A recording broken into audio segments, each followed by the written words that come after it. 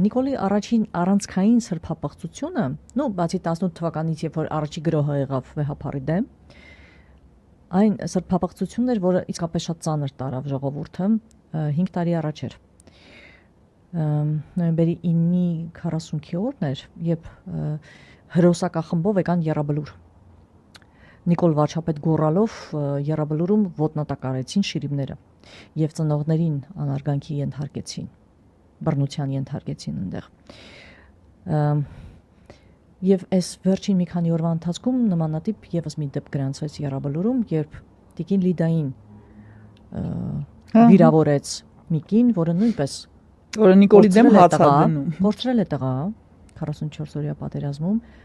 շիրիմը Եռաբլուրում է, բայց այո, նա խոհարարն է դղյակի